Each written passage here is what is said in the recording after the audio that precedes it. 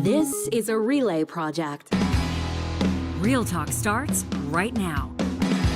Here's Ryan Jespersen.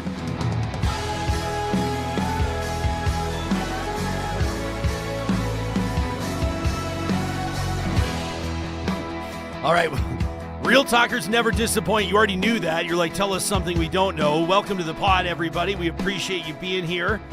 In just a second, two of our favorites. As a matter of fact, you know, the first episode of every single week, Supriya and Dwivedi joins us in our feature interview presented by Mercedes-Benz Edmonton West. But she and another one of our regulars, you just heard her if you were joining our live stream on that Real Talk pre-roll. If you listen on the podcast or you catch the show later on YouTube, you'll never see this. But for about 5 minutes before our live stream starts, the intrepid technical director of this show, the incomparable Johnny Infamous, puts together a pre-roll, which is like our shorts and our highlights, basically our Instagram reels of the previous 5 or 10 shows, whatever's really jumped out. And Sharan Kaur is in there, principal at Navigator, former senior staffer, federal Liberal government. We'll introduce her officially in just a second. Talking drill, baby, drill, talking about that pipeline MOU between Alberta and Ottawa. But on one issue, it seems, and it's kind of a big one, these two disagree. And their disagreement has... well, it's gone public in a way, and so we thought, well, what would be better? And the answer is nothing. What would be better than getting them both on the show to hash it out? And that is whether or not Canada has bowed to the bros. But the title of this episode has Canada, or did Canada bow to the bros or not, has officially kickstarted a conversation in our live chat powered by Park Power before the show has even gotten started. Erica is wondering if bowing to the bros is a glory hole euphemism. As a matter of fact, it's not. PNC Bio is wondering, what does bowing to the bros mean? Is that a euphemism for some sort of fraternity oral sex thing? I don't think so, but we'll ask Supriya and Sharan in just a moment. Now that we have your full attention, this is a perfect time to let you know that this episode of the show is happening with the presenting sponsorship of our friends at Hanson Distillery. And this time of year, they have their special seasonal offerings up for grabs. In my hand as we speak, I'm holding the Hanson Gingerbread Cookie Cream Liqueur. This is absolutely phenomenal. I can tell you firsthand, it is a perfect addition to coffee. It's wonderful over ice, and everybody keeps telling us you got to try it over your ice cream. If you check out hansondistillery.com right now, you can see everything that the team at Hanson has for you this holiday season. That includes the mint chocolate cream liqueur, smooth, cool, pure holiday indulgence. It's like peppermint patty with horsepower. They've also got, for those of you that are vegan out there, something very special for your coffee, the oat milk vegan gluten-free dairy-free cream liqueur. It's a maple brown sugar flavor. And of course, they also have their Northern Eyes 5-year whiskey, the 7-year whiskey, a very limited run, and so many other offerings. You can find them online at hansondistillery.com. Visit them at the distillery if you're anywhere near the Metro Edmonton region, 174th Street, 111th Ave, right north of Mercedes-Benz Edmonton West. And of course, wherever you find fine liquor, anywhere across the province of Alberta, Hanson Distillery has your winter spirits covered. All right, let's get to it. I'm going to get out of the way and let these two go. Supriya Dwivedi, you know, former senior advisor to Prime Minister Justin Trudeau, a recurring regular here on Real Talk. Sharan Kaur, former deputy chief of staff for then Finance Minister Bill Morneau, under that same Liberal government, now a principal at Navigator. Wonderful to see you both here on the show. Thank you both for making time for us. The live chat is wondering, what does bow to the bros mean? Supriya, it was first in your headline in the Toronto Star. What are we talking about? Yeah, I mean, so definitively not about glory holes. Let's just get come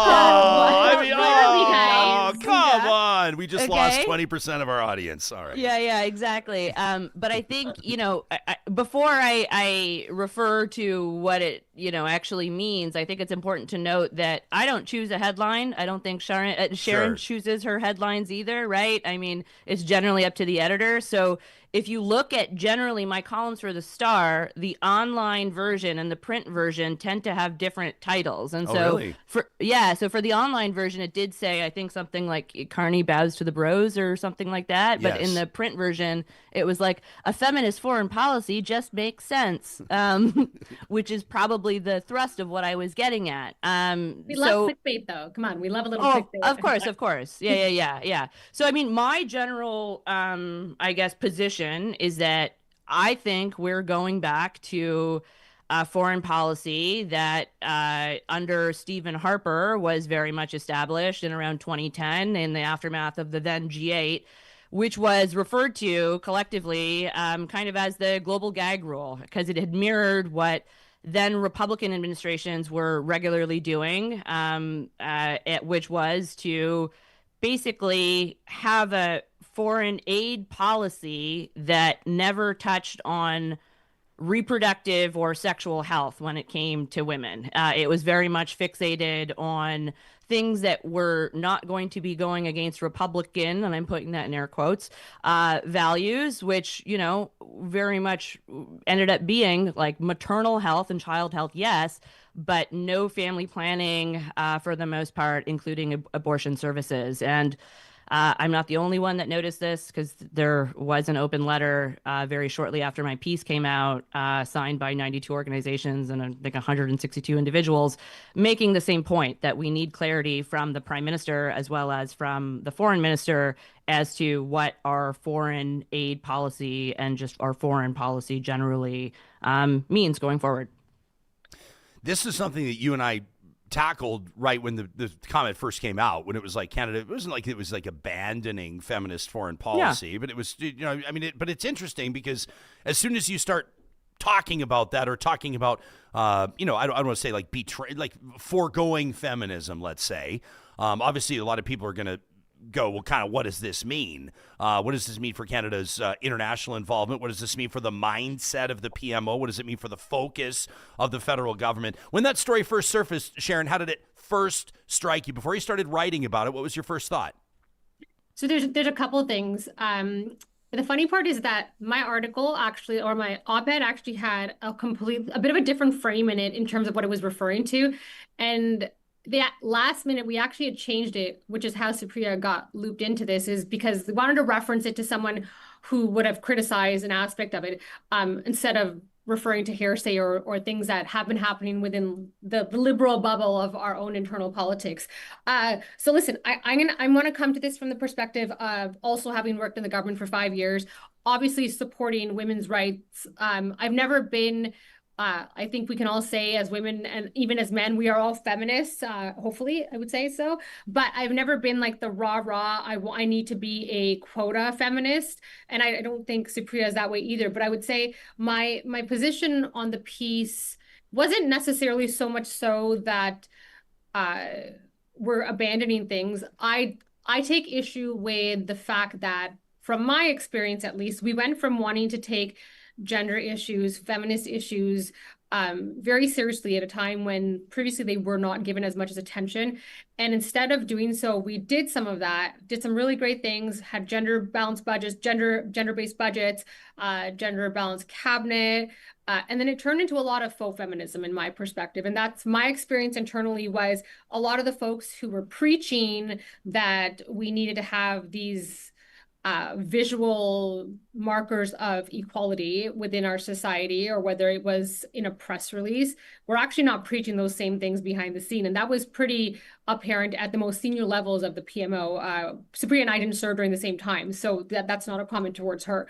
But that's kind of where I was not triggered, I would say annoyed, because as someone who's worked and known the PM for probably 11 years now, I think the criticism, everyone's open to criticism, it's fair game. It always is. But I don't think I need to see a female chief of staff or a female director of policy for that to be equality. I understand perception matters. I do agree that when it comes to foreign aid, we don't want to go back to kind of where we were in the past. But I also don't think we have to use the word feminist in a press release to kind of make that apparent. You said in your piece, Sharan, ctvnews.ca, you say, let's set the record straight. Mark Carney is not Justin Trudeau, and that's a good thing. You say it's time for fans of the Trudeau era to adjust their perspective, considering the new political landscape and world order. For far too long, we've confused catchy slogans with real progress. I mean, are you saying that under Justin Trudeau, Canada made no real progress on the fronts that we're talking about here? We made a lot of progress, but a lot a lot of what was done was also just for optics, right? And again, that's from my experience having been there. Of course, people cared about feminism, but they cared about the feminism that was convenient for them, right? It was convenient to certain people.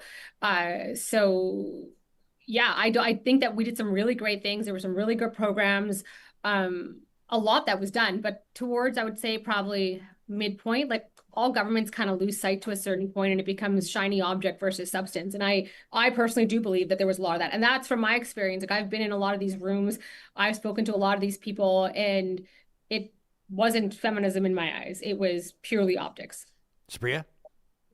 I mean, I would obviously disagree with that. I mean, if you look at, so the gender-based analysis for the budget didn't actually start under Trudeau. That would have started under Harper, where we started, at the back end of the budget, you show what the analysis is in terms of who's benefiting. So, I mean, if you look at the most recent budget that was passed by Prime Minister Carney, I mean, his own analysis of the budget shows that men are predominantly the ones to benefit from it. And again, I'm not saying that that's necessarily a quote unquote bad thing. I don't think that's necessarily a negative direction, but it is a direction. And I don't think we're doing anybody a proper service in the commentariat, in the punditry, in political analysis, whatever, by ignoring that. Like, choices do matter. And I mean, if you're looking at something that, again, was Harper would have been a huge proponent of, which is, the impact of war on women and girls, and how, women, peace and security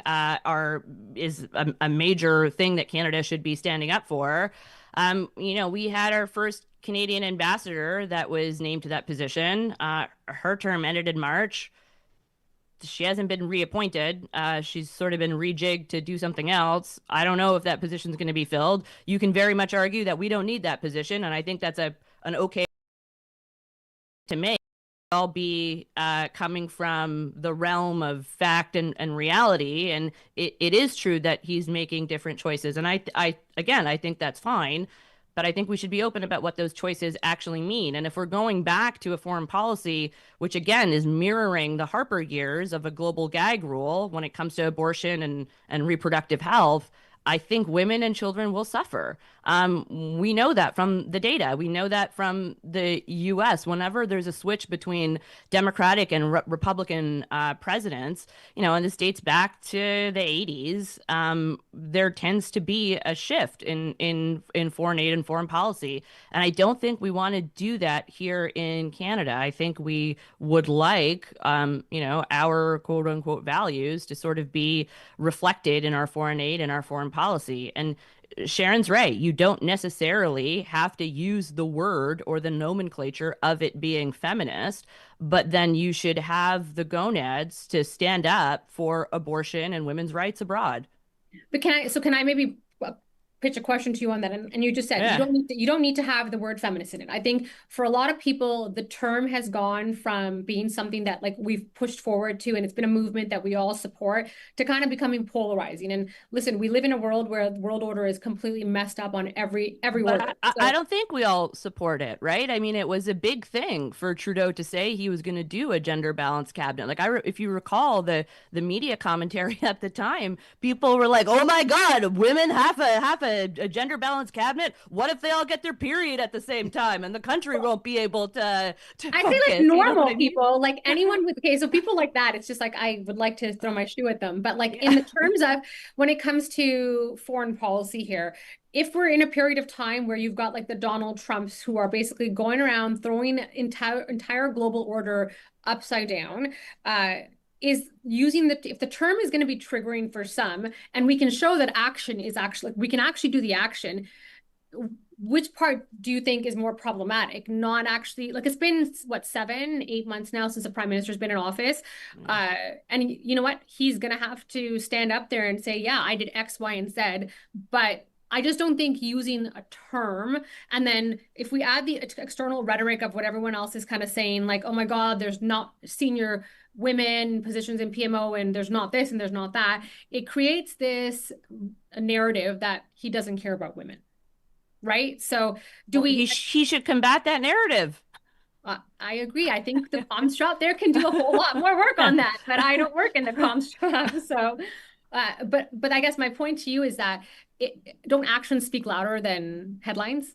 Of course they do, but I don't know if we're doing the same actions, and that's part of the problem. Is that even in your column, you talk about gender violence and economic equality. Nothing in there is about abortion or reproductive health or contraception, and that's a huge problem. And I can very much appreciate that Minister Anand, very shortly thereafter the comments were made.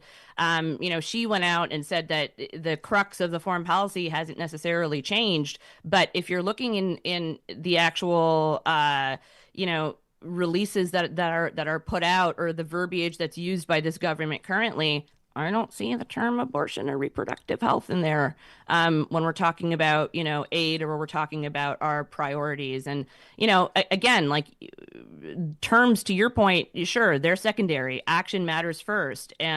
But if we're significantly deviating from those actions or from those policy goals, then I think they should be properly articulated, because right now we're kind of in this gray zone where it's like it's essentially Schrodinger's feminist policy. It's like it either exists or it doesn't exist, and somehow simultaneously both states exist in tandem, and that can't actually happen, right? This is, to some degree, somewhat binary, and I think it would help if the government was actually clarifying what they meant by moving away from it, because to the sector, it seems as though we're going back to Harper foreign policy. And that's how I had interpreted it. Because if we're going back to this, we're going to try and placate the, authoritarians or the strong men who don't care for reproductive rights. And we're going to mollify our own position by adopting their verbiage and their language. That, to me, sends the wrong signal. I think soft power, particularly at a time when the U.S. is pulling back on foreign aid,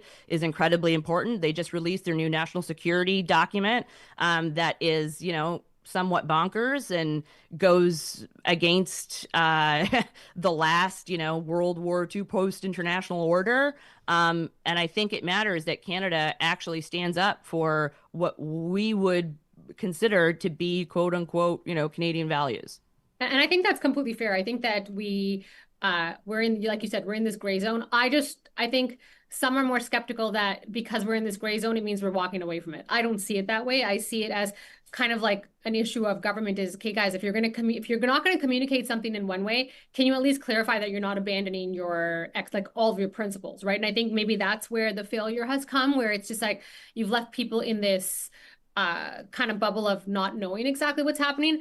I guess and it's my issue. And I read your article. I read a couple other articles, and somehow my article ended up sounding like it was actually a rebuttal purely to yours. I just thought the bro language was funny, which is why it was in there. But it was actually talking about the whole rhetoric around the change that's happened when we've gone from someone like Trudeau to Carney, and the difference and what that's turned into. And like, for example, and I'd love your thoughts on this. And actually, Ryan, I'd love your thoughts on this too. But for example, I know Ryan's not going to get no time to talk here today. This is going exactly how I planned, for the record. Exactly how I planned. Here's my question. I've always been of the view that in a government, you don't need to have a minister responsible what do we call status of women? Wage. Status of women, yeah, wage. I've never actually thought that we've needed a minister solely for that. Maybe because I live in my own utopian world where I would expect that everyone would take all of the things that should matter to that ministry into consideration across the board. But there's people, I remember former Minister Marcian, who was pretty pissed off when the first time that ministry wasn't announced, when the Prime Minister put his cabinet. And I hear this amongst Liberals where they're just like, we have to have it because it's an indicator of how important it is. To me, I feel like that, again, takes me back to 2015 to 2020 during my time, where things were more about appearances versus substance. So like, in your view, do you think a government, it could be the US, Canada, wherever, I know we've had one in Canada predating Trudeau, but do you think that in order to have all these values domestically, internationally, even just within a party and a government, do we need to have a ministry like that? I don't know. Like, from my position, probably only because the work that when I was there that Wage was doing, is particularly around the cabinet table, was to kind of remind folks around that table about the connectivity, about the connective tissue and how it would impact women. So from my perspective, yeah, because you need somebody around that table that's going to be like, burp, burp, burp, women, or what about this, or what about this lens? And I find that helpful. I think an argument to your point can be made that we don't actually really need it if, we're including a sort of feminist lens or a gendered lens or an equality lens in throughout the various ministries and in every policy. But I just don't think that's actually how things shake up in practice. And I mean, again, it wasn't just Marcy Ian who was pissed. There was quite a bit of pushback again from the sector, and initially they were going to cut wage by and wage, for folks who don't know, it's women and gender equality. They were going to cut wage by 80% by letting a ton of stuff sunset and not renew it in terms of funding. That ended up getting clawed back to about 50-ish% because specifically people made noise. So I can appreciate that when you're in government, making noise is, from the outside, really annoying. And as somebody who had been making noise for, to the Trudeau government when I was outside of government and then joined to be on the inside of government, I can certainly appreciate that you need those people to make noise, because if you don't, then you don't necessarily move in a direction that your grassroots folks want you to move in. And I think that can be bad. But, I suppose if an alternative argument were to be made, I'm not sold on that it's always bad. I just think it's generally bad. Maybe sometimes it can be good. Yeah, and I think you're right. You need someone to remind them. I guess maybe I'm coming from a place of expecting more from people where it's that departments already have that lens. People already have that lens, but not necessarily the case, right? And I always just worry that when we put so much emphasis on having to have it, we start to move away from the critical reason of why it's there to it becoming performative. And I saw a lot of that, and I still see a lot of that in society. I see it in a lot of different places, and especially now when we have such a polarized, the base of people, not just in Canada and the US, have become so polarized. Words like DEI, words like feminist, words like everything is woke, right? And everything has become, I think I get called a DEI hire on a daily basis because people have felt that we've taken it from what it stood for to make it so performative that now we just have this rage baiting, rage farming happening out there. So it's I just think that some of these things, like having a department like wage, quite frankly, is not necessarily always going to be helpful, and adapting to the times to maybe find better ways of doing it could be the answer. Sure, but I mean, that's not an accident. These backlashes to these woke terms or these woke ideas isn't an accident. It's a concerted effort to demonize them. And we live in an information environment where we're controlled by a bunch of oligarchs that literally control our information. I know a few years ago, maybe even 5-10 years ago, I would have sounded like I belong in a basement with a tinfoil hat on. But right now, literally, we have a handful of billionaires that control all of our information and how we receive it. So it's not an accident that the rise of the manosphere and the Andrew Tates and the whatevers have demonized these concepts of equality, whether we're talking about, diversity and inclusion, or if we're talking about feminism. I mean, we're all shaped by these, you referred to rage baiters. I mean, our information ecosystem is incentivized so that rage engages you more, and it ends up performing way better on the various platforms, whether we're talking about YouTube, whether we're talking about Instagram, whether we're talking about, Twitter. They all function in the same way to maximize your engagement. And we know from, again, multiple whistleblowers, multiple investigative reporting by outlets like the Wall Street Journal, who have come out with the Facebook files to show us exactly how we're being manipulated. So I don't think any of it's organic. And I think we lose something from the progressive side of the policy, debate when we fold to the folks that are acting in bad faith. I think progressives should fight for what we believe in, and we should fight that, and not, cowing to the disinformation campaigns and to these organized hate campaigns that end up polarizing folks. And, to your point, maybe there's a better way of doing it than putting on a cape that says Captain Feminism on it. But I don't think that means we should be abandoning it and ceding the ground and the narrative to the folks that are not acting in our best interest. And Sharan, certainly don't want to see people that look and sound like us with our names in the positions that we're in. No, we definitely agree on that. Go for it, Ryan. Well, let me just jump in with some. I mean, because Real Talk. It is Real Talk with Ryan Jespersen. After all, we're delivering. And someone in here said that sometimes silence is golden, and Jespersen knows basically when to GTFO of the way, which is true. I love this. If you're just joining our live stream presented by California Closet, Sharan, Kaur, Supriya, Dwivedi, a robust conversation, which is driving a lot of people in the chat as well. It's great to see. Behind the scenes says, so the lesson here is that the word feminism makes old conservative men feel icky. Like, is that the issue? I probably should have teed this up in the opener, but for people that could use the refresher. So it was back at end of November. It was like November 23rd-ish in Johannesburg, right? At the G20, when Carney was asked about this, and he was specifically asked of whether or not Canada still applies a feminist lens while forging trade deals with countries that restrict the rights of women and LGBTQ2S+ people. And that was when he delivered the remark. And his remark was, quote, "Yes, we have that aspect to our foreign policy, but I wouldn't describe our foreign policy as feminist foreign policy."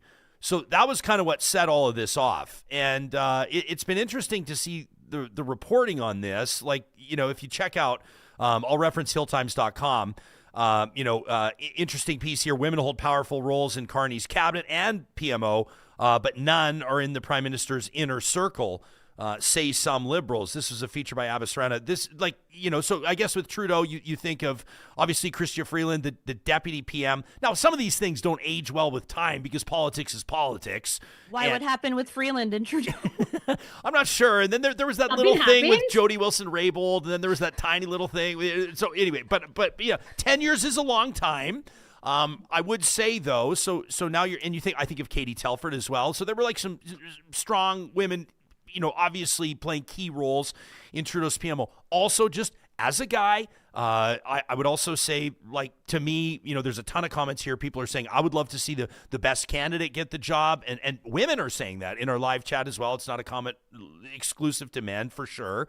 But I do think that optics are important. I would say, for example, even if we're running a business where we produce podcasts, and if like every podcast that we produce is a straight white guy with a beard, 45 to 52 years old, then people might have questions. That would probably not be the type of business you'd want to run if you were, if you owned a restaurant, who you hired, or if you owned an accounting firm, who you hired, and for a number of different reasons, right? Interesting, I think, as well, to see in the same publication, again with Hill Times, and this is maybe where the conversation goes. Yurzakata with this piece, stepping back from feminism and foreign policy exposes a deeper crisis of commitment at home. So, I mean, are these two different conversations, whether or not Canada has a, quote, feminist foreign policy, or whether or not the Prime Minister governs through a, quote, feminist lens on Canadian soil? I mean, are these different conversations, or are they the same? So maybe I just want to pop in there on two things. So I've heard a lot of people make comments about whenever we talk about feminism and the government before, and they're like, Jody Wilson-Raybould. This is what bugs me and bothers me a lot, is that had nothing to do with the fact that she was a woman. And if we continuously use examples that there was a whole bunch of whatever drama going on, if we continuously use situations like that, we can even throw Freeland in there, and claim that they were put where they were, or they were taken up from where they were because they were women. I think it's unhelpful to the conversation. Now, just going back to what the narrative that has been out there painted is, we have to remember that, again, Trudeau and Carney are different. And a lot of my commentary is not even directly specifically about Trudeau as a person. I've spent enough time around him to understand that he values the opinion of everyone, but also understands that women often have been given less opportunity and time to have spots at the table, so he does do it. It was actually the collective around him as well, right? It was people who were preaching about feminism and how important it is, and then when young women would want to be elevated, or young women would want to have certain exposure, they wouldn't get it. Now, for someone like Carney, who is, I would say, the political opposite. Trudeau was really good at the retail stuff, also extremely smart, and I think people don't give him enough credit for understanding how smart he actually was or is. Carney's a different person. He is the CEO type, and some people cringe when they hear that, but he is a CEO type who sees a country in trouble, not necessarily because of just the last 10 years, but because the global order has changed, and he's going to run it in a different way. So yeah, maybe he's not going to, when he says the foreign policy is not going to be viewed through the feminist lens per se, it's not him saying that it's not, feminism is not important or is not going to be taken into consideration. When his chief of staff or his director of policy or his director of communication or whoever isn't a woman, it doesn't mean that they aren't. And I understand perception matters. The one thing in politics, as someone who was in ops, it's always about the perception. So if they really want to prevent that narrative from spreading and fix that, they should fix that. But then that's also putting someone in a position for the sake of it. But I think a lot of the pandering that's happening out there where people are kind of just freaking out because there's a bunch of dudes that are surrounding the PM, I think is coming from a place of maybe familiarity to what we were used to seeing for the last little bit. And I think it's okay for that to be different. I do. Interesting comment here in our live chat, powered by Park Power.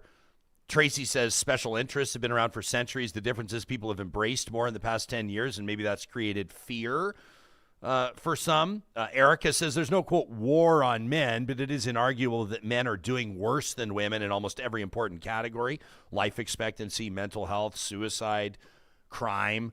Boomshanker X says, unfortunately, feminist has become a loaded phrase or a loaded word. Ken K says, when you're accustomed to privilege, he's quoting Franklin Leonard, when you're accustomed to privilege, equality feels like oppression. Lightning Smith says, conservatives have made feminism a loaded word. Equal rights for women is not something conservatives want. Pretty general statement, but says, proving again how destructive and dangerous conservatives really are. This doesn't really have anything to do with conservatives, does it, Supriya? No, I don't think so. I can appreciate where I guess that comment's coming from. But I mean, look, I think in 2025, I think it's difficult. I think you almost have to go out of your way to have an inner circle that would be exclusively male. And that's not to take away from the folks that are currently serving in the Prime Minister's office or that are currently serving in government that have very important jobs. And I'm not discounting that, because that is true. To Sharon's point, there are senior women that are around the Prime Minister that have very senior titles and have very important jobs and have to do very important work on a day-to-day basis. And I'm not saying that their opinion is discounted or not valued or they just get booed the second they start speaking because they're women, right? I think it does matter when you see that picture of that Hill Times article of 6 white dudes that are in the quote unquote inner circle that have the ear of the PM, because I think when you do that, certain things get missed. And and I've said this before openly, I think I've said a version of it on this show as well. The reason why I think, diversity in terms of like age, region, educational background, gender, race, whatever is important is because it tends to lead to better outcomes. And in something like the public service, something where you're supposed to be coming up with the best sort of, policy solutions or the best sort of legislative solutions for the country, you want that to mirror what the country actually looks like. And that, to me, is the reason why I think it's an issue, not because of some sort of outdated quota system or because we need, a feminist policy for the sake of calling it a feminist policy. I think it matters because of outcomes. And I think if, you look at some of the missteps that have been made in my view, and I'm saying missteps from my calculation, not necessarily an overall misstep, it's probably because there wasn't a woman around in that room or in that inner circle to be like, sir, is that a good idea? Or boss, have you considered it from, this side or this lens? And when you have a homogeneous group around you, it doesn't all have to be men. It could be all women that look like me and Sharon. I think that's just as bad because you're not going to get a heterogeneous sort of, viewpoint and coming up with the best end result. I would say I 100% completely agree with that. I think the one thing that a lot of people don't realize, and this is just from a practical perspective, is one, Ottawa is everyone who goes to work in government, it's kind of like you're coming from everywhere. Like I moved in from Toronto. It is a hard place to go and work in government, especially in senior roles as women as well. Whether you've got kids, whether you've got cats like me, whatever the case may be. And I would agree, like, listen, if there's a lot that this government has done that I haven't agreed with, or I've just been like, what were you thinking? I'm sure if I sit down and think of how that decision making came to, maybe there's a way that it could have been better if there were women there. I think every core decision making circle is always better when women are involved, not just because we're women, because we're smarter than men, for a variety of reasons. So absolutely, listen, if there's qualified and smart women who can take those roles, I would say in a heartbeat, put them there. It's just hard right now. We're even within political partisanship world. It is hard to get people who are willing to commit to go do these jobs as well, and to give up. You give up everything in your life. Yeah, that's fair. Like you give up everything. The number of people in government who are like, come back. And it's like, I feel like I've given up 18 years of my life to do these jobs. And then you basically, and it's really hard to get anyone in them. So then sometimes you just end up getting the dudes, I guess. But I do think that, and maybe this plays into the whole concept of how we need to take feminist policy into consideration, even when it comes to the workforce, but especially in politics. It is not an easy place to be working in these roles when a lot of other stuff falls on your back as well. Sharan, what's your time commitment looking like? We asked Supriya for like another 15 minutes, but do you have it? You've kind of agreed to join us in the middle of your day. Do you have some more time, or do you got to go? I can respect either. I've got a few more to go. Okay, because I've got to pay a couple bills, but I want to ask what that looks like. Let's broaden the conversation. Like, what does it actually look like? Is it as school me on it? Help me understand. Is it as simple as like, more intuitive mat leave benefits, or is it a smarter sort of social media? Like, I will say, I've seen both of you. I witness it. As a matter of fact, this is kind of what put this on my radar, the two of you, this back and forth on X that I'm showing on my screen right now, where Sharan, you said women aren't toddlers in need of a feel-good label or faux feminism from the Trudeau era. You go on from there. Then Supriya won. Say my name, say my name. She wanted you to quote her piece. It's a banger of a song. Guys. It was good, and I heard it in my brain and then I just started laughing out loud. But Supriya attaches here an open letter coordinated by Oxfam Canada, like 162 people from 92 orgs signing on, saying they're deeply concerned about this. So I want to get into this. My point of bringing up the social media is I've seen both of you, like as recently as this morning, face some of the most horrendous and horrific comments. I mean, you just got to wonder with the average person. I know two of you to be very strong people. That's obviously very clear. But for a lot of people, in particular women or people from different faith groups or people that may be, let me say, acknowledging that they're really sticking their neck out. They're putting themselves out there when they take on these high-profile public roles. Like, why in the hell would they even want to do them? I'm certainly oversimplifying all of this, but why don't we talk about like what that looks like, what intuitive policy looks like on the corporate side, maybe, and on the government side. We're hanging out with Supriya Dwivedi, Sharan, Kaur here in our feature interview presented by Mercedes-Benz Edmonton West.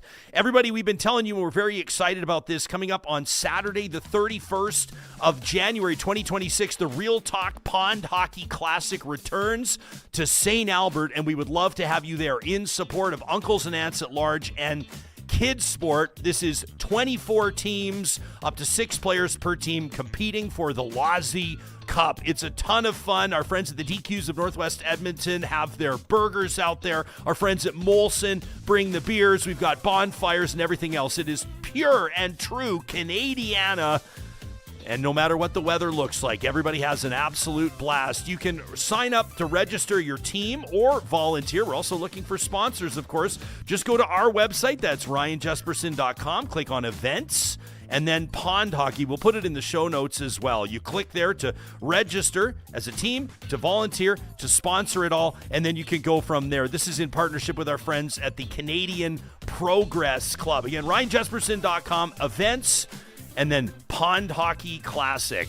It's a perfect time of year to visit your local Friesen Brothers, 16 of them across the province of Alberta. And right now, you can get into the Christmas spirit with Friesen Brothers 12 Days of Christmas. You can learn more on their website, friesen.com, from the 8th to the 19th of December. They're going to feature one specially priced Christmas favorite every day, including festive treats, classic ingredients, seasonal essentials. Every offer available for just one day only, giving you reason to visit again and again as you prepare for Christmas Christmas. Always something new. You can check out friesen.com/12 days of Christmas to learn more. My buddy Lodzi would call this a praise report as you check out royalalex.org this season, deciding perhaps where your family will donate some dollars. And we've been encouraging you to support the Bridge Healing Campaign. We got a wonderful, wonderful note from our friends at the Royal Alexandra Hospital Foundation. You remember on the 28th of November, that roundtable they were in talking about bridge healing? Well, Lindsay from the Royal Alex sends us an email and says, hey, a quick update, guys, from our Giving Tuesday efforts. They told us that they had a goal of $40,000. Well, after that Real Talk roundtable, she says our matching funds brought the total impact to more than $100,000 for the day. The team at the Royal Alex says they heard directly from several donors who said that the Real Talk interview, that roundtable on the 28th of November, played a key role in inspiring their gift. They said Real Talk helped amplify the message in a meaningful way, and they're incredibly grateful. Real Talkers, that's a shout out to you. Those of you that took action at royalalex.org and made a commitment to support the Royal Alexandra Hospital into its next 125 years, including the Bridge Healing Program. We wanted to thank you for that. And along the lines of holiday giving, December is the month, of course, that many of us are going to focus our attention on the importance of giving, not just to our families, but to charities and causes that are important to us. And if you're a charitable person, a lot of donors may not be taking advantage of a government program here, some opportunities with appreciated investments. Instead of donating cash, consider gifting stocks or ETFs or mutual funds that have grown in value. In a lot of cases, and this is from our friends at North Road Investment Council, the capital gains tax on those appreciated securities is totally exempt when they're donated directly. And that means that more of your money is going to go to the charity, less of your money is going to go to CRA. And the benefits don't stop there. You can also access generous federal and provincial tax credits. Plus, business owners can receive strong corporate tax deductions, all designed to reward meaningful giving. At North Road Investment Council, they want to help you make the most of the rules so you can further your generosity. You can reach out to them today at northroadic.com to learn more about intelligent giving strategies. Again, that's northroadic.com. I love this from Graham in our live chat. Graham says, boy, am I ever lucky today to be able to catch Supriya and Sharan on Facebook Live. What a super interesting and timely talk. I love that. Supriya, why don't we start with you? You think employers need to, when it comes to like specific strategies or when it comes to like broadening, and maybe this is a province by province conversation as well, you take us into that. Like, are we as Canada, as a nation or as provinces, are we where we need to be when we talk about equality in the workforce, when we talk about making a workforce accessible to as many people as possible? Like, are we taking steps in the right direction? Are we there? Are we miles away? What do you think?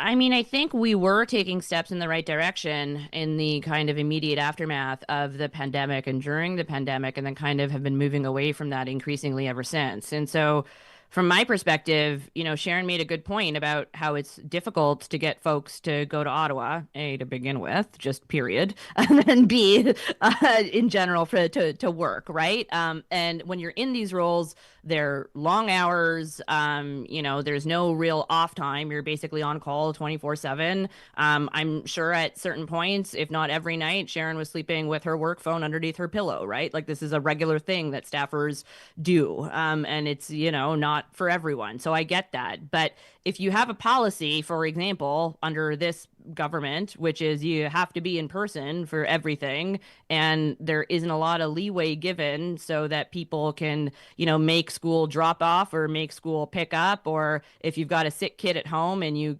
can't necessarily log into a meeting because the expectation is you have to be there on purpose. To me, and it shouldn't be this way, but it is that it, disproportionately ends up impacting women, particularly younger mothers. And there's no way I would have been able to do my role, where I was going back and forth between Oakville at the time and Ottawa to do my job with a 4-year-old, if it weren't for a prime minister and a chief of staff that very much valued working moms and wanted to make it work. for me. And, I wasn't the only working parent that was there. I had a colleague who would, regularly have to, while he was giving briefings, go, "Oh, hang on, boss," put it on mute, and you could hear him like scold his kids to be quiet or to put their iPad on or something, and then he would keep going. So I think it's in a working world where increasingly employers, want more of their employees' time.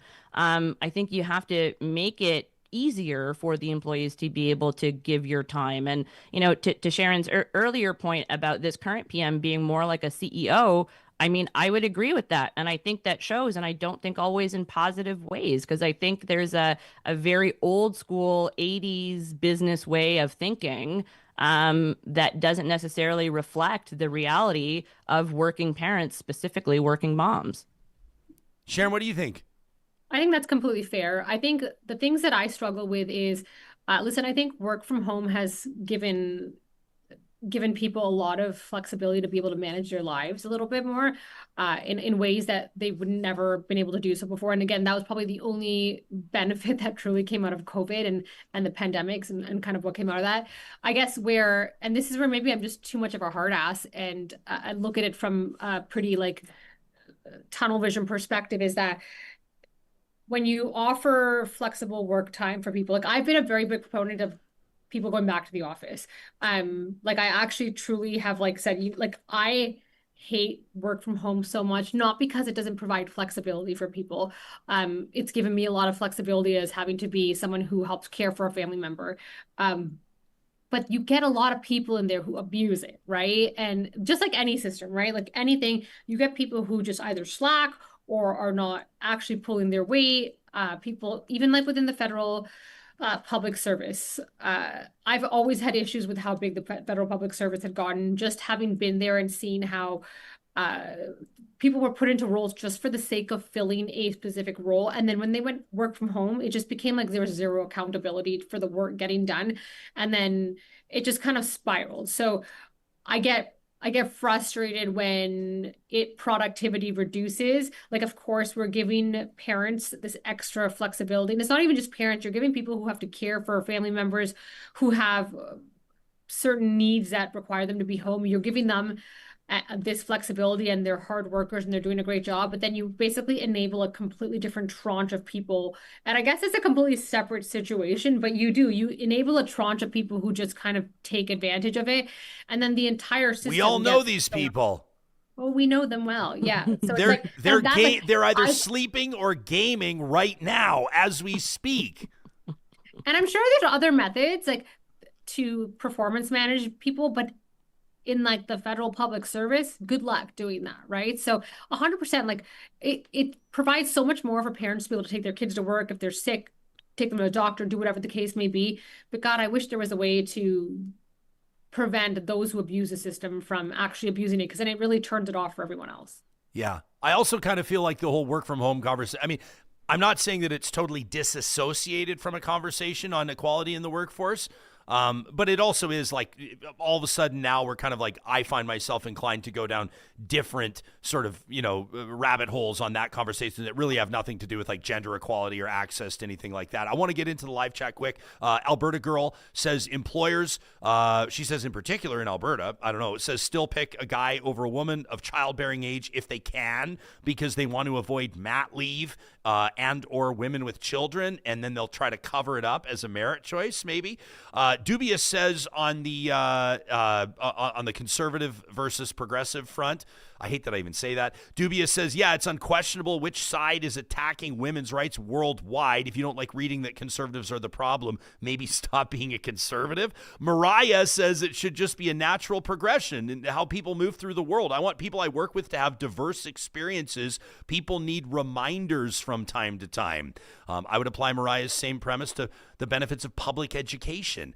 Ben Demon Hunter says the disdain, the misunderstanding, the biased, incorrect statements against conservatives couldn't be further from the truth. Ben says strong women create and make for strong men. He says my mom, my wife, my grandmothers, my aunts have been huge in my life. Christine says the Prime Minister Carney initially cut funding for intimate partner violence. It was only when it was well publicized that the government backtracked. She says, to be honest, I'm not seeing enormous concern for issues that impact women. Christy, with an interesting comment, says, I always look at my industry. Christy says she works in grocery, says like 90% female workers, but the top managers are mostly men. It's a clear indicator of inequality. It'd be interesting. You could go industry by industry. Obviously, the numbers would differ, but I appreciate the comment from Christy. Anything jump out at you there, Supriya?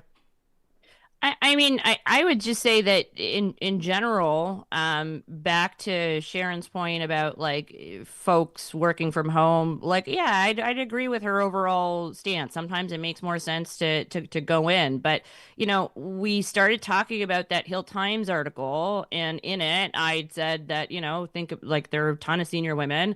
And then as Sharon was talking, I was trying to think, do any of those senior women actually have kids? And I don't think they do. I don't think any of them do. And I think that's also a problem. And if you're trying to get, again, like those diverse sort of voices around the table, if the only women that you can get are, you know, they don't have kids because they don't have that extra commitment, or they don't have a commitment to care for a family member, or what have you, I mean, that probably says you're not getting the, you know, right cadre of applicant to begin with, because you should be, again, like it should be easier to get women into these roles. I don't know, like it seems like you're almost trying not to at this point. And I think if you have a mentality of, you know, you have to show up, you have to look and speak a certain way, again, it's fine, because to Sharon's point, it is a different government, and, you know, every government lays out their own priorities and their own policies in the way that they'd like to. I just think we should be open about it, and we should be able to critique it if it's, you know, in your face as 6 white dudes on the cover of the Hill Times. Yeah, 100%. Sharon, Your what do you think? declaration to say you're willing to go back to PMO? Me? No, I'm not going back. Yeah, no. You wouldn't go back if they asked? No. I can't go back. I mean, like, I did it specifically for, like, a very specific reason. I wrote an op-ed as to why I was coming off the sidelines to go into government to begin with. And it was for, like, online harms. And now I would qualify that to, like, for responsible AI regs. And I don't think that's where this government is currently going. I think they're probably going to do a much more hands-off approach. But again, I say this, we'll see. Part of it's being introduced tomorrow by the Justice Minister. So, you know. Yeah, I'll let Real Talkers know we'll have the Justice Minister on the show at some point in the next couple of weeks. Premier Danielle Smith tomorrow, by the way. Get your questions in to talk at ryanjespersen.com. Both of your faces just lit up. Sharon, if you were going to ask Premier Danielle Smith one question, what would you ask her? Oh, my goodness. You're going to put me on the spot. I did just put you right on the spot. Oof, what would I ask her? I mean, I have a question. Can I ask her? Yeah. Can you give yours? Okay, well, now that Stephen's gone, who annoys you most around that federal cabinet table? Now that Gabos... How do you really feel, Premier? Yeah. Maybe that'll be my first question, just to get her all riled up. Yeah, there's obviously a lot of ground to cover, so we'll look forward to that, to talk at ryanjespersen.com. Sharon, we've kept you way over time, so I want to thank you for your time. I know you got the rest of your day to get to. Supriya, hang tight with us for a couple of minutes. A couple more questions from Real Talkers. Sharon Carr, I should ask you before you go. Supriya has gone on the record right now, said she would not return to the PMO if asked. Let's say that the present-day finance minister, Minister Champagne, reaches out to you and says, gosh, you did a hell of a job for Minister Morneau. Would you come back? Would you go back? You're principal at Navigator. Everything seems to be going really well. You're on TV 5 times a week. You know, multiple requests have been made, and as much as I would love to serve my country again, I also would like to do myself the justice of taking care of myself for once in life and focusing on my priorities and my family. So I will always be helpful in politics, but there is no plan to go back to Ottawa at this moment in time, because maybe if they move the capital to Toronto. But yeah, we'll see. Hey, thanks for doing this. Honestly, a wonderful conversation, Sharon. We'll talk to you again soon. Thanks for doing this. Sharon Carr joining us alongside Supriya Dwivedi. Supriya is going to hang tight for a minute in our feature interview presented by Mercedes-Benz Edmonton West. I'm going to get to more of your comments as well when we pop back with Supriya. Plus, we have a question about abortion rights in Quebec, and I'll put that in front of Supriya, of course, born and raised Quebecer. Supriya bringing that perspective to us. Born and raised in Quebec, living in Ontario now. First episode of every week here. These conversations happen with the support of Athabasca University. This is Canada's open university, and this is, of course, a time of year. I'm not going to be that annoying guy that right now, like barely a week into December, is already talking about New Year's resolutions, okay? But I'm just saying, as the calendar clicks over into 2026, a lot of you are going to start looking at goals. A lot of you are going to start looking at your plan for the next 12 months. And if that does include post-secondary, this is a message especially for those of you that will immediately poo-poo it. You'll go, there's so many reasons why it's not going to work for me, whether it's cost or maybe it's availability, right? Geographically, you're not anywhere close to a post-secondary school, a brick-and-mortar school. Or maybe you got your hands full with your kids or your parents, or you're working 2 jobs, or whatever the case may be. At AU, they're driven by a strong commitment to empower learners worldwide, and that's why the Athabasca University Advantage includes online learning paths that are guaranteed to work for you. Whether it's an undergrad program, a graduate program like their MBA, online courses, or even professional development, AU boasts tens of thousands of alum. You can read their testimonies on their website, athabascau.ca, including from Sherry, graduated with her BSc in 2023. Says she chose AU for the flexibility. She could study from home. She has a daughter. During the pandemic, her daughter was home. Sherry wanted to be there for her, so AU worked out. It can work for you too at athabascau.ca. California Closets is the perfect gift for your loved one, your soulmate, your life partner, the person you know who has basically everything but nowhere to store it neatly. What about a design consultation, eh? You guys go out and grab lunch together, sit down with a designer at California Closets and plan out that perfect primary walk-in closet, or maybe a Murphy bed to turn your home office into a guest room. What about a dream garage? That is probably the coolest gift you could give a lot of people. Wouldn't it be a garage storage system that looks great, functions great, and it's guaranteed for life? You can check out what they look like, price yours out, and request that free consultation by visiting the website, californiaclosets.ca. This holiday season, we know that Real Talkers are stepping up in big ways with generous giving, and that's why we're reminding you about the team at UCAN Youth Services. Make Christmas brighter for young people that are entering the workplace. For a lot of them, this is going to be their very first job, and by stuffing a stocking at ucan.ca, you can give the gift of confidence this Christmas. Little things make a big difference. Bus passes, warm socks, coffee cards. For $100, you can stuff a full stocking. Again, that's ucan.ca. Make a difference in the life of a young person, turning their life around by entering the workplace. Again, that's ucan.ca. And a reminder that every Thursday here on the show, our friends at Play Alberta present Alberta Wins. These are stories of Albertans making an impact on the national or international stage. Last week, it was a wonderful story about a smokehouse just outside Edmonton, dropping off 700 care packages for teachers. We want to hear your Alberta Wins story to talk at ryanjespersen.com. With casino winners every hour, jackpots worth millions, and revenue that stays in the province, there's never been a better time to sign up at playalberta.ca or with the Play Alberta app. And right now, Real Talkers can score a $50 casino bonus when you make a minimum $50 deposit with the code Ryan50. That's Ryan50, all one word, at playalberta.ca. A $50 casino bonus with a $50 deposit. Ryan50 is the promo code. You must be 18 or over to play. And if you do gamble, please use your game sense. As we welcome back Supriya and Dwivedi in our feature interview presented by Mercedes-Benz Edmonton West, Chantel in our live chat says, I will never take a job where I have to go into the office when my kids still need me. She says, luckily I work while they're at school or sleeping, but if I didn't have flexibility, says Chantel, I would lose my shit. She says, paying to drive into the office, Supriya, packing a lunch sounds regressive to me when I could be home working. Do I need coworkers distracting me? No. Chantel says, at home I have no distractions. Tracy says hybrid work environments do require management, but, says Tracy, and I love this comment, she says, I found that those who do not work at home are the same people that did not work in the workplace. Yeah. She says those of us that are committed are more productive. Yeah, I think that's probably a really good observation. And I mean, you know, it's funny because like it is regressive. And that's exactly the right sort of word for it, because especially when you consider that increasingly more and more workplaces have that kind of open office thing, right? So it's like your coworker is on a call or typing away and you can hear everything. There's a conversation happening a couple of seats down about, internal office goss that you can all hear. Nobody can shut their door anymore and just get to work. So, I mean, that's also a part of it. It's like, do you want your folks actually working? Or do you want them, kind of idle time wasting about? I don't know. Yeah, it's been interesting to see, like, in Canada as well, different levels of government are also ordering people back to work, and a lot of them are like full-time back to work. It was what was it? It was October of this year, so let's call it 2 months ago. The Alberta government introduced, obviously ordering people back to work. In a different line that way, ordering teachers back to work. A whole different. I'm not sure if you heard about that, Supriya. But I did. Did you hear about that?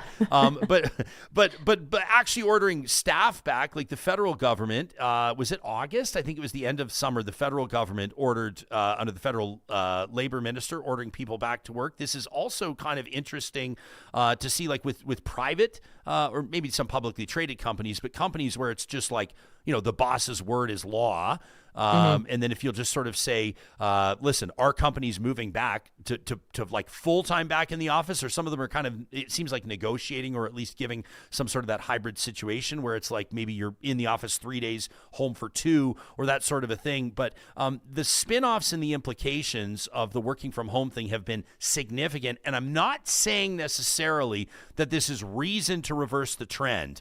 But if you take a look at like office vacancies, you take a look at leases, you take a look at the state of commercial real estate. I know a lot of people will be like, oh, boo-hoo, like, the pension funds aren't worth like hundreds of billions anymore or whatever. But like the ripple effect of it all is major. And, I'm not saying that you order people back to work in order that, downtown restaurants can still have a lunch crowd and be able to afford to stay open. But it has been really interesting, and maybe I'm oversimplifying it all, but it's been really interesting to see downtown cores suffer from a lack of people down there. Like, it is drastically different. Probably, I don't know if you would say, like the biggest societal difference, the spinoff of COVID, like, 3 years removed, of anything. Yeah, I mean, You're not convinced at all.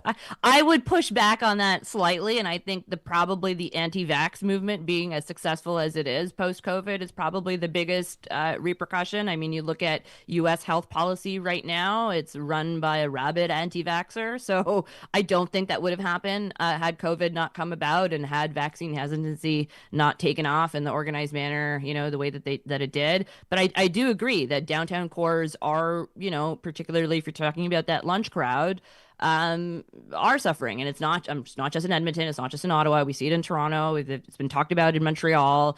And so, multiple metropolitan areas are, trying to figure out how to grapple with this. The one thing I would say is that I think it also speaks to who governments, and not just, one partisan government or any one level of government, but governments generally tend to listen to.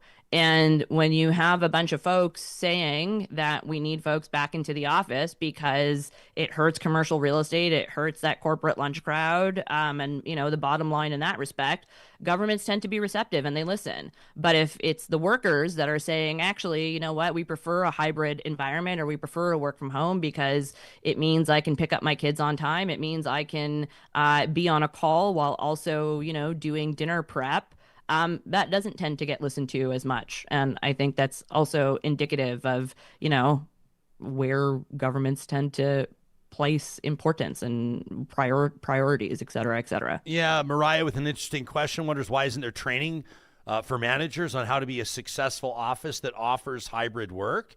Maybe there is. If there's not, I think that's a great point from Mariah. Others of you are saying, like, Kenzie says getting out of the house is really important, both socially and economically. I agree. And Kenzie, probably some people would say, well, maybe for you it is, but for me it's not. But I mean, I see eye to eye with that comment. Curtis says, I think that coffee and water cooler breaks in the office are really important. And I do too. Like, even, anecdotally, but here in our workplace, like Johnny and I, when we're just sitting here shooting the shit, having a laugh, whatever. A lot of times that's where some of the best brainstorming happens, right? Like that's all, you know what I mean? And totally. And don't get me wrong, I wouldn't trade this for anything. You and me chatting every Monday, but it was obviously leagues better when I was next to you in studio. It was incredible, right? Which is why we're putting together a proposal to convince you and your daughter to move to Alberta's capital city. Alberta is calling, Supriya. Alberta is calling. We just need 6 more sponsors, and we're flying you out here, and you're moving to Alberta, baby. Nia with an interesting comment. This is from a few moments ago, but I do want to still get it on the record. Nia says the nature of getting equality means that privileged groups do lose a bit for minority groups to gain. Those with the privilege are not used to being on equal ground, so they will fight it. Kind of an interesting comment there from Nia. Kyle's been in our chat, and he wants me to ask you about this story. Quebec's government, and Supriya, I'm going to be honest with you, like I've not been following this. And I don't know if you have. I might be blindsiding with this. I hope not. But he says basically Quebec's provincial government wants to enshrine abortion rights in the province's constitution, but abortion activists don't want that. He says, to me, it seems that activists want to keep it as an issue to fundraise and attack. We'll reference CTV's reporting here, Maricel Amador with the piece, Why Quebec's Plan to Enshrine Abortion Rights is Raising Alarms. Any insights on this? Yeah, so I will just say generally, I mean, I also haven't been following the minutia of the debate in Quebec right now, but I would just say generally, anytime you want to insert abortion rights or you want to legislate on abortion, it tends to be a bad idea because from the way that Canada has sort of dealt with abortion, since the 80s, post Morgentaler decision, post Dag v. Tremblay in Quebec, it's very much a health decision between yourself and your doctor. And the more you try to legislate in that area, the worse it tends to be in terms of outcomes for women, primarily because you're, opening up an avenue for those that are anti-choice to then repeal that legislation or to, amend the legislation in order to make abortion more restrictive. So right now, Canada kind of has this right balance of we'll let you and your doctor figure it out. And in my view, because it is a healthcare decision, it's like the proper forum for it. Okay, so if there's basically like in layperson's, you've been to law school, I have not. But in layperson's language, like if there's not a law, which is not to suggest lawlessness, right? But if there's not a law, it's tougher to challenge it. If it is in law, if it's enshrined in law, it's easier to challenge the law. Yeah, well, it depends. Yes, but I would also, to your point, it's not lawlessness because it's just not codified in a criminal manner in the way that I think a lot of anti-abortion folks would want it to be codified. It doesn't mean that we have a lawless regime. It just means that it's, governed by the medical colleges essentially, that lay out the ethics of a physician, counseling a woman when it comes to abortion. And we see these types of attempts, at the federal level as well. Like, for example, when you're talking about in the conservatives wanted, I think it was a motion. I don't think it was a private member's bill. I think it was a motion that they were trying to get passed about making it a crime if a pregnant woman were to be assaulted or, were to be murdered and her fetus also then died, to make it an extra crime, right? But then that really opens the door for personhood. Like the entire case of Dag v. Tremblay that I referred to that came from Quebec was about fetal personhood rights. And if you're giving a fetus personhood rights in a criminal sense, then that's very much opening the door for, anti-choice activists to kind of work on that as like your basis to then further restrict abortion. And I think that's where it gets really dicey and kind of bad. Yeah, no kidding. Thanks for taking the question. Appreciate it. And thanks to Kyle for the question in the live chat. A reminder, everybody, Supriya joins us first episode of every week. You can always send questions in to talk@ryanjespersen.com. One more before we thank you for your time, my friend. Pierre Polyev tweeting this just a short time ago says we need a new pipeline to the Pacific. He says on Tuesday, so this is coming up, says the House of Commons will vote on a conservative motion for a new oil pipeline to the Pacific coast, overriding the tanker ban to ship bitumen to Asia. It says, bring home jobs, put Canada first. Your thoughts? A stroke of brilliance? I think it's kind of smart. Yeah. So what he's doing is that he's basically mirrored the language that is contained in the memorandum of understanding between, the government of Alberta and the government of Canada, putting that exact sort of language into the motion to get what I'm guessing is his goal is to get a bunch of, Liberal MPs on the record that they don't support this. Now, if caucus management is what it should be, the Liberal caucus should all be voting in favor of that motion because that motion reflects language that is directly in the MOU, and there's nothing actually in there that the MOU also doesn't cover. So it kind of puts them into a bit of a pickle. Yeah, we'll see what happens. It's so funny. It's really interesting. And I'm seeing this in Alberta. I don't know if anyone's doing this in Ontario right now, but people are like, I'm not saying that there's cash money going back and forth. I haven't seen the odds on it. PlayAlberta.ca. I don't think that they're into that yet. But people are all like, do you think it's actually going to happen? Like there's such a spectrum. And I would say if you go from the far left to sort of translate it into political terms that everyone can understand, there's like the far left, and you might include there, and I'm maybe being a little bit lazy here with my characterizations, but people will say like the coastal First Nations perspective, where they're like, hell no, absolutely not. And then you've got kind of maybe like just a little bit over where you've got the David Eby government saying, not thrilled that they weren't consulted on it. They don't love the idea of lifting the tanker ban, but they're not entirely against expanding TMX and like increased pipeline access or capacity access, which is interesting. And then you got like this whole middle ground, which is interesting polling out of BC, Quebec. You and I have talked about this before, that shows that Canadians in traditionally, adverse regions adverse to pipeline expansion are kind of more open to the idea, including in BC and Quebec.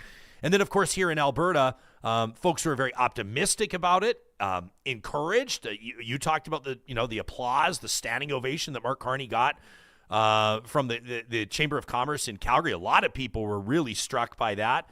And then the folks, I would say, again, furthest on the other end of the spectrum, that are booing Danielle Smith for the deal, booing Canada, don't believe that anything can get done. And it seems like, ironically, the signing of this memorandum of understanding is actually pouring gas on the Alberta separation fire, which makes zero sense to me. I would argue it makes 0 sense, period, not just to me. But it's really fascinating to see just these conversations. I can't think of the last time that an agreement between a province, any province, and the feds has triggered this much debate over the future of Canada with regards to Canada's ability to build. Yeah, I'd probably agree with that.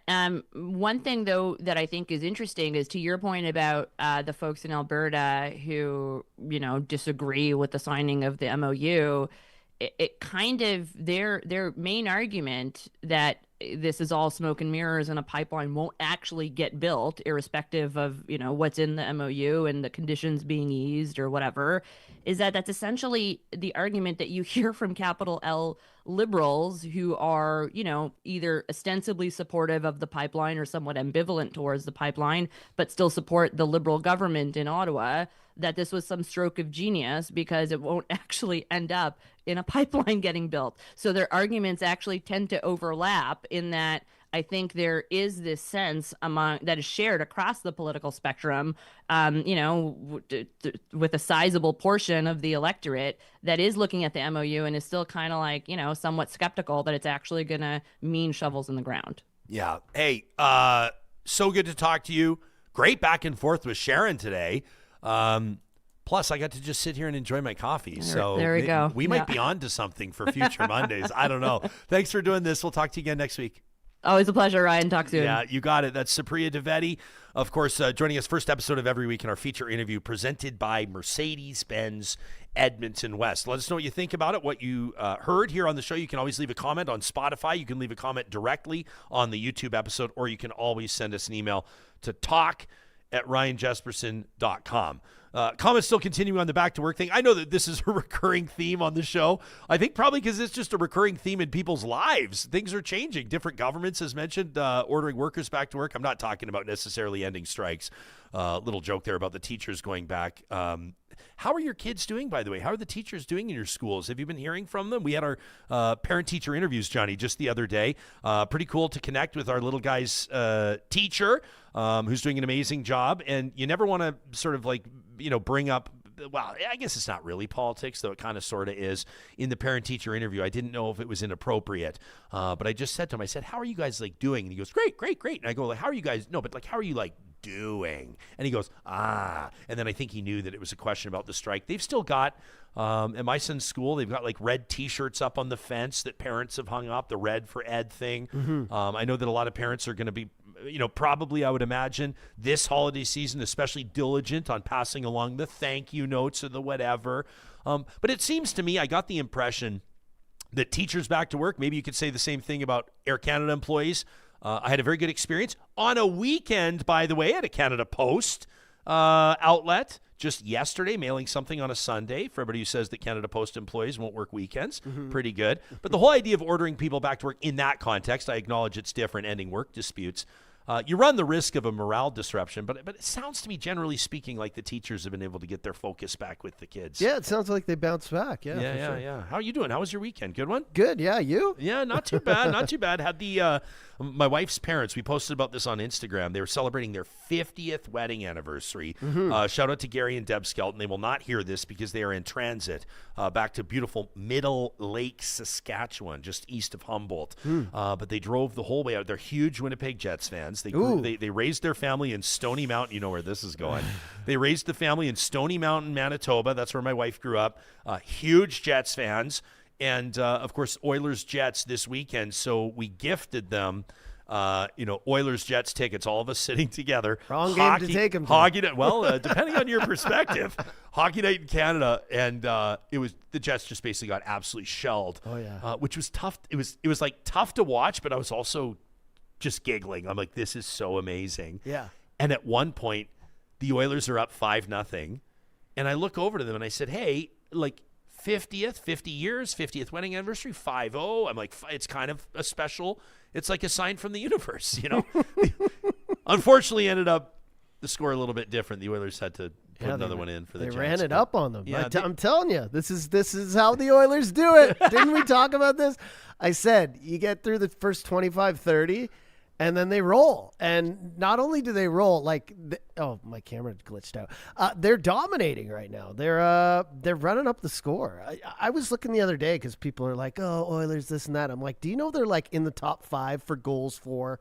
Did you know Connor McDavid's like tied for second or third for points, second or third for assists? Leon's like 5th for goals. I mean, if you're a stats person, they look pretty good. Yeah. And if you've been watching them the last 2 games, they look really good. And if you know anything about the last 3 seasons, this is all good. This is where you've been saying it since the beginning, Johnny. And I think here, I'll say it right now, you got Skinner like playing for his career, or at least in Edmonton. 100% he is. And that's fine. It's fine to say it out loud because we all know that's what it is. And if that's what he's got to dig to the bottom of the barrel and use as his drive right now, so be it.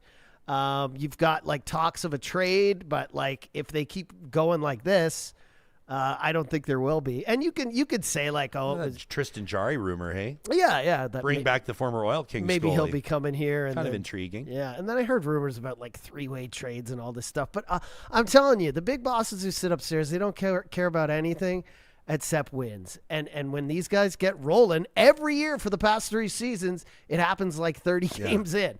I know. For Oilers fans, it is the worst. It gives you heartburn. It gives you anxiety. You don't want to go to work. You get cranky.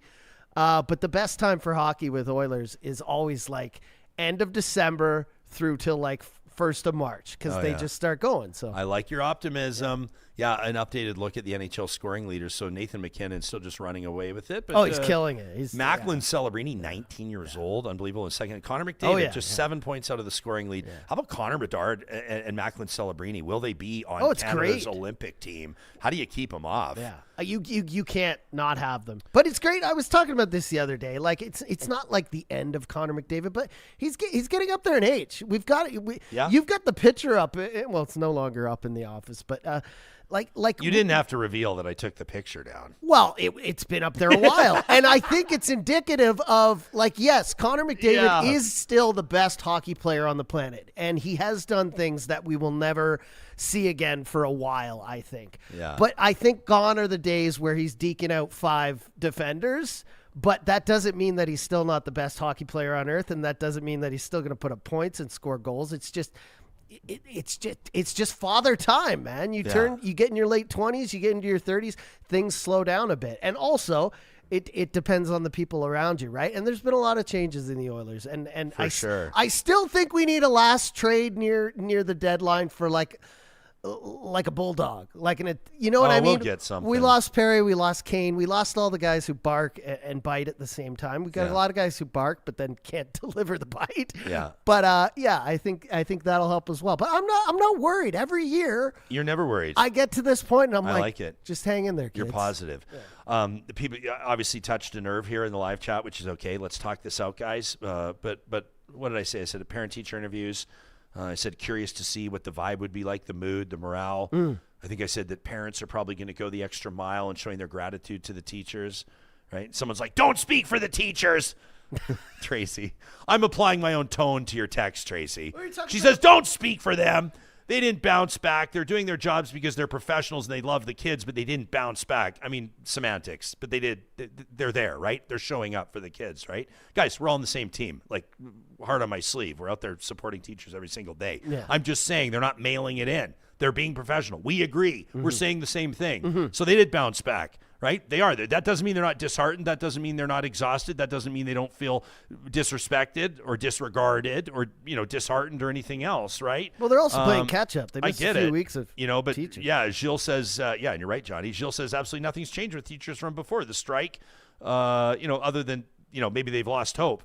But I bet you couldn't tell in the classroom, right? I bet the teachers, maybe there's the odd one, but I bet you that teachers are still giving it their all. At least that's what we're seeing. It's what I saw from our son's teacher. Dubious says they're stressed and tired. Trace says they're very disheartened. Others of you, this is good, though. Like, I think that it's good to be talking about this to keep it on our radar. Justin says bounce back from what? They still have less rights than you or I? Okay. Says things are no better than they were prior to the strike. Just because they put on a brave face doesn't mean things are okay. Who said things are okay? Nobody. Gilles says underfunded students are still underfunded. New money, new teachers already in the budget, funded at the lowest level per student funding in Canada. What we can see here is that by even bringing this up, when they talk about like with wildfires, they said like the Jasper wildfire was still burning a year after the fact. You hear about this? Like the crazy thing about wildfires, it was the same deal with Fort McMurray. I don't remember if it was the same as Slave Lake, but I have to imagine so. And I'm not a scientist, so I'm going to get the terminology mixed up. But like in the, especially they said in boreal forest, like not in the bogland and all that, but the fire it like spreads to roots and it burns in like the peat and I don't know all the technicalities of it, but it sounds like you do. well, a little bit. Yeah. Because we interview experts on the show, but but fires continue to not burn in the way that we would expect them, like trees candling and smoke pouring everywhere, but the fire still kind of burns, underneath. And obviously, here, even from comments in the live chat, people are still super pissed about that whole situation. And the teachers having the deal imposed on them. It's one of the news stories of the year, nationally, no doubt about it, probably most particularly based on how it ended, with the notwithstanding clause of being ordered back to work for sure. We got more emails on that than anything else in the history of the show, period. It's not even close. Aloha Gate, back in, I think it was early 2021, like January 2021, was close. And we didn't count exactly how many emails. I would say that was probably like 750 of them approximately. This was over 1,000. So, say no more. It obviously resonated with a lot of people. Justin's like wants to dig in on whether Justin, are we going to, I guess this is more me and Justin and I should have this conversation over beers than extending the pod. He says, but what, they didn't have their rights to collective bargaining suspended by the notwithstanding clause? Of course they did. So have other groups. And it was a tough situation for everybody, right? Because the notwithstanding clause is like a nuclear move. That's the word that we used on the show, a nuclear move by the government to end that. And at the same time, you had like 740,000, I think they said, students out of class for 3 weeks with no end in sight, and the two groups not even at the bargaining table. And regardless of how you feel about how the government chose to end it, and I'm not endorsing use of the notwithstanding clause here, but like it had to end at some point, right? Like you're not going to have teachers striking without pay for a year. That's obvious. You're not going to bury grade 12 students' entire graduating year. You're not going to completely screw over kindergarten kids in their first year. So what is the end? How do you do it? There's different ways to do it. I think that obviously there could have been probably like an arbitrated settlement that didn't happen. And that's why it's so controversial. And that's why people are so pissed off. I will take issue, and I'm the son of a teacher. I'm the nephew of a teacher. I'm a huge supporter of public education, even having attended a private school for a portion of my life. Nuance is possible, everybody. But I don't, the statement that teachers have fewer rights than anybody is one I will push back on. I think most teachers would probably push back too. But again, why are we going to argue about this? We're not. We're on the same side, and we're on the side of teachers. Let me know what you think. To talk at ryanjespersen.com. Lars says, are you telling me that Canadians are burning peat while also making... Lars, I can't finish the sentence. I wanted to read it. It was so good. It was a whiskey reference right out of the gates. But then Lars asserts that Canadians are making mediocre whiskey. Lars, I threw on the brakes halfway through the comment. I thought you had such a good peat whiskey, mediocre whiskey, buddy. Some of the best. But some of the best. But hey, the all-time best is made in Kentucky. Let's just say that. Well, except for maybe our title and presenting sponsor. Of course. At Hanson Distillery, John. Best Canadian. We're definitely cutting that out of the podcast. John and I are big bourbon guys. What are you going to do? Hey, guys, each and every week, first episode of every week, courtesy of our friends at Solar by Kuby, we focus on something positive, something that has filled our bucket, a ray of sunshine that has changed our day. It's Positive Reflections, proudly presented by the team at Kuby Energy. And this time of year, many of you are going to be, these are the majority of you that are listening to our podcast on Spotify, you're going to be getting your Spotify Wrapped. And this is the app, obviously letting you know the top podcasts you've listened to, the top songs you've listened to, even your listening age, which is a super fun part of the Spotify Wrapped. We want to encourage those of you that have real talk showing up on your Spotify Wrapped to post it on your Instagram and to tag us so we can share it. It's been a huge encouragement to hear from a whole bunch of you, like Matthew and Stephanie. Both of you reached out to the show, let us know that you were a top 1% listener based on your listening moments. But Johnny, this one is absolutely bonkers. Let's put this one up here on the screen. This is a Spotify Wrapped that we saw just the other day, and it blew our mind. This is from Lori. Lori tagged us in her post on Instagram. Johnny, Lori streamed 13,773 minutes. 13,773 minutes of Real Talk. Wild. And that makes Lori a top 0.5% fan of the show. Now, it knocked my socks off. And so we reached out to Katie. She's the general manager of our company, Relay. And I said to Katie, we need to do something for Lori immediately.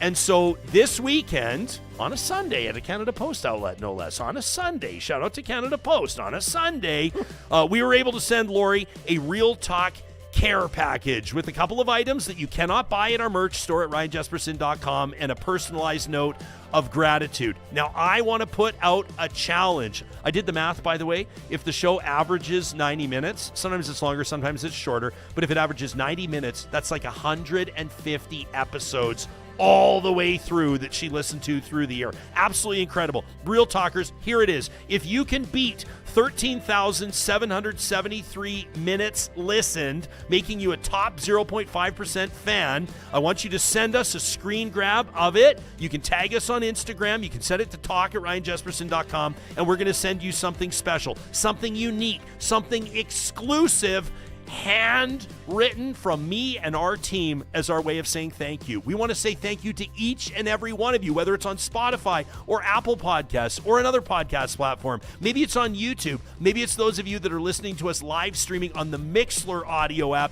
every single day. That's its entirely own community. It's amazing what happens on Mixlr. We are so grateful for you. And through this month, our attitude of gratitude will extend to recognizing Real Talkers that go above and beyond to keep this thing going. This show is absolutely nothing without the audience, and that is you giving us your valuable time, your attention, and of course your contributions in our live chat and our email inbox. Real Talkers, we love you. We appreciate you. Thank you for making Real Talk part of your regular routine. Shout out to Lori, who has top honors right now. I'm looking forward to seeing if anybody can beat her. Positive Reflections are proudly presented by our friends at Solar by Kuby. Get a free solar quote today by visiting kuby.ca. Coming up in our next episode of the show, Premier Danielle Smith joins me in studio. If you have a question for her, now's the time to send it in. You know where to find us, and we'll talk to you soon.